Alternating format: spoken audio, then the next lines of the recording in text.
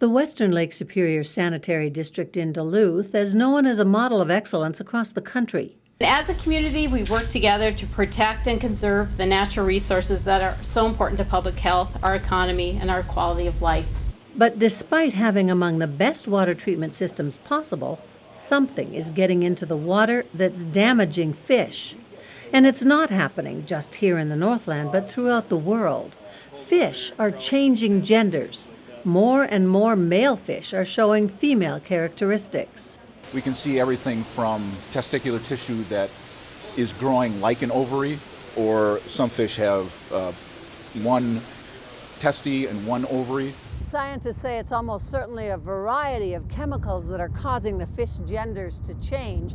And while they don't know exactly what chemicals, they strongly suspect estrogenic compounds, such as what's found in birth control pills, and estrogen replacement therapies are a big part of the problem.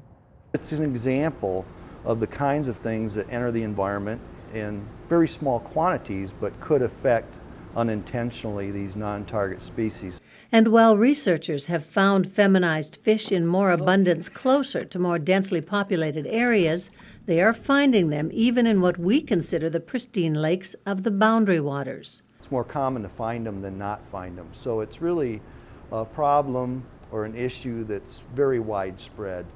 Scientists know it's impacting fish reproduction. There's lower rates of reproduction or even no reproduction. What they don't know is what, if any, impact these chemicals in the water could eventually have on humans and other wildlife.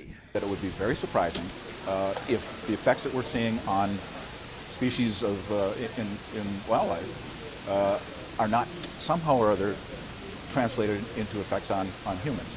As the scientists work to identify solutions, they say each of us can play a role in mitigating the problem, beginning with safely disposing of unused prescription drugs. When medications are flushed down the drain, we now know that they aren't always completely removed from the wastewater in the wastewater treatment process, and those medications can end up back in the aquatic environment. When you dump something in your toilet or out in your yard or pour oil on your street, you don't realize that that hits the waterway. Now that's not going to fix all the problems by any means, but it's a small thing that I think people can do to help control what's entering the environment.